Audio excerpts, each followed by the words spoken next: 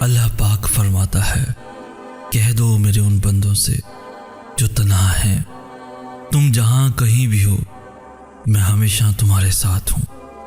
کہہ دو میرے ان بندوں سے جنہیں حالات ناممکن لگ رہے ہیں، میں ہر چیز پہ قدرت رکھنے والا ہوں۔ اللہ فرماتا ہے، کہہ دو میرے ان بندوں سے جنہیں لگتا ہے میں خفا ہوں، نہ تو میں نے تمہیں تنہا چھوڑا ہے اور نہ ہی میں تم سے بیزار ہو گیا ہوں۔ قرآن پاک میں اللہ تعالیٰ فرماتا ہے، کہہ دو میرے بندوں سے کہ دنیا کے کہے پہ یقین نہ رکھو، میں وعدہ خلافی نہیں کرتا ہوں۔ قرآن پاک میں اللہ تعالیٰ فرماتا ہے، کہہ دو میرے ان بندوں سے جو ہار گئے ہیں، میں کسی بھی جان کو اس کی طاقت سے زیادہ نہیں آزماتا ہوں۔ قرآن پاک میں اللہ تعالیٰ فرماتا ہے، کہہ دو میرے ان بندوں سے جو سوچتے ہیں کہ ان کے آنسو رائے گاہ چلے گئے، میں کچھ بھی بھولنے والا نہیں ہوں۔ قرآن پاک میں اللہ تعالیٰ فرماتا ہے، کہہ دو میرے ان بندوں سے جنہیں میں دور لگتا ہوں، میں قریب ہی ہوں اور میں پکارنے والے کی دعا قبول کرتا ہوں۔ قرآن پاک میں اللہ تعالیٰ فرماتا ہے، دنیا کی باتوں سے مایوس ہو گئے ہو۔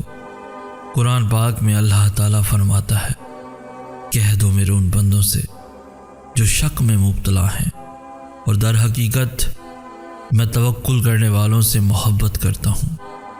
قرآن پاک میں اللہ تعالیٰ فرماتا ہے، کہہ دو میرے ان بندوں سے جو نا امید ہوئے بیٹھے ہیں، ڈرو نہیں اور نہ ہی غم کرو، میں تمہیں بچانے آ رہا ہوں۔ دنیا کی باتوں سے مایوس ہو گئے ہو، کیا تمہیں اللہ کے وعدوں پہ یقین نہیں؟ جب معاملات اس کے کن پہ آ رکتے ہیں تب دنیا کی رائے معنی نہیں رکھتی۔ جب تم سجدے طویل کر لیتے ہو اور شکوے مختصر، تب اللہ تمہارے لیے ایسے راستے بناتا ہے جو کسی کے علم میں نہیں ہوتے۔ اللہ کی مدد تب آتی ہے جب انسانی طاقتیں ہار جاتی ہیں۔ جب تم لوگوں کے انکار کرنے کے بعد بھی اللہ پہ یقین رکھتے ہو، جب کہیں سے بھی مدد کی امید نہیں رہتی، تب اللہ خفیہ ذریعہ بناتا ہے۔ پتہ ہے اللہ کب تمہارے لیے مدد بھیجتا ہے؟ جب تم ناممکن کے باوجود بھی دعا مانگنا نہیں چھوڑتے، جب تم لوگوں کے انکار کرنے کے بعد بھی اللہ پہ یقین رکھتے ہو، جب تمہیں بے بسی چاروں جانب سے گھیر لیتی ہے۔ معجزے نہ ہوتے تو اللہ ہمیں پہلے ہی ہمارے نصیب کی حقیقت بتا دیتا تاکہ ہم اسے بدلنے کے لیے محنت نہ کریں، لیکن اللہ نے ایسا نہیں کیا، بلکہ اللہ نے تو ہمارے لیے خاص طور پر یہ دعائیں بنائیں تاکہ ہم یہ سوچ کر کوشش کرتے رہیں کہ کبھی بھی کچھ بھی ہو سکتا ہے۔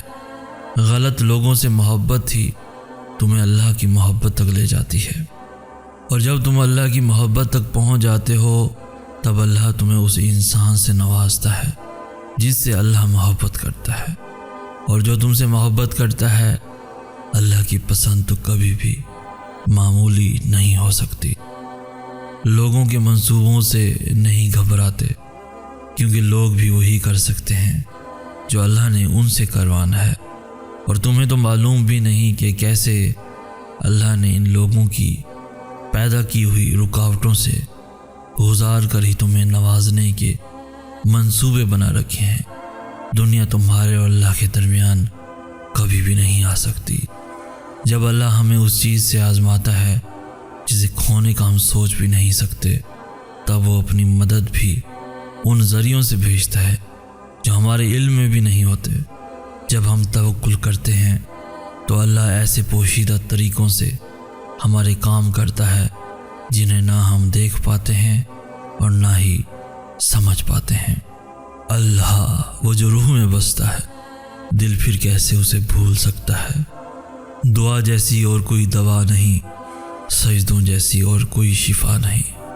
اس انتظار کے بعد اللہ نے تمہارے لیے وہی لکھ رکھا ہوگا جس کے انتظار میں تم ہو۔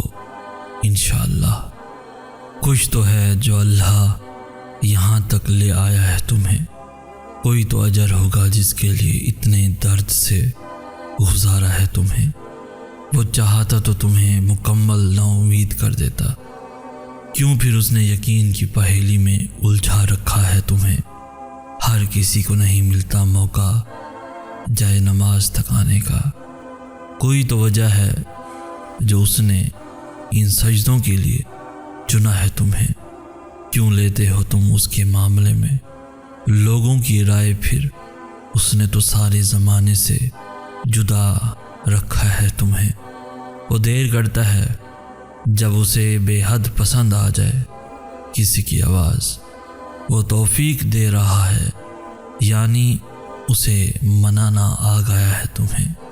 اللہ نے لکھ دیا ہے تمہاری چاہ کو ہی صلہ تمہارا، یوں ہی تھوڑی نہ دعاؤں میں صبر کرنا آ گیا ہے تمہیں۔ یقیناً کوئی بڑا معجزہ ہے تمہارے لیے، اس لیے اس نے اب تک انتظار سے تھکنے نہیں دیا ہے تمہیں۔ کن لازم ہو جاتا ہے جہاں پہنچ کر ایسے مقام پہ وہ کھڑا کیے ہوئے ہے اب تمہیں۔ یہ جس آزمائش کو حادثہ سمجھ رہے ہو نا، یہ تو اللہ کی تمہیں معجزوں تک لانے کی ترکیب ہے۔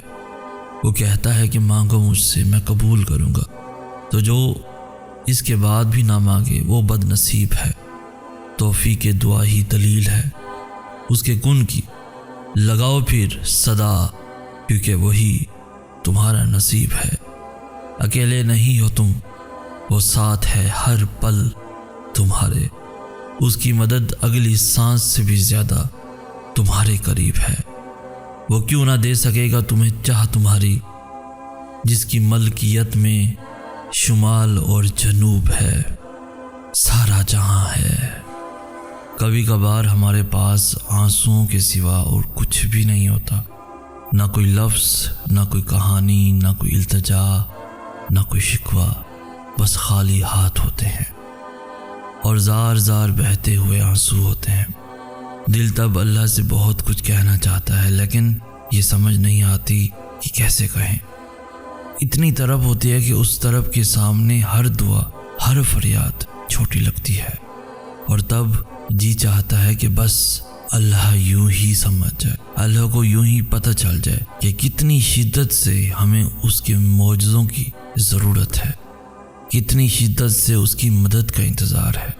اور شاید اس سے خوبصورت کوئی لمحہ نہیں ہو سکتا جب زبان خاموش رہے اور ہمارا اللہ سب سن لے، وہ نظریں پڑھ لے اور سب سمجھ جائے۔ آنسوؤں سے بڑی شاید کوئی بھی نعمت نہیں، آنسوؤں سے بڑی شاید کوئی بھی دعا نہیں۔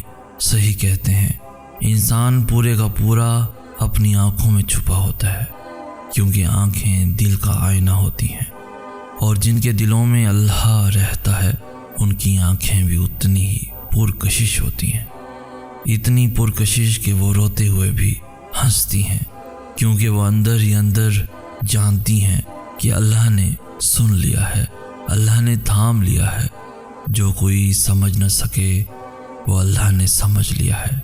انسان کا اللہ سے سب سے قریب ترین رشتہ آنسوؤں کا ہی تو ہوتا ہے۔ اگر آنسو نہ ہوتے تو شاید ہم اللہ کو کبھی اپنے اتنے قریب محسوس کر ہی نہ پاتے۔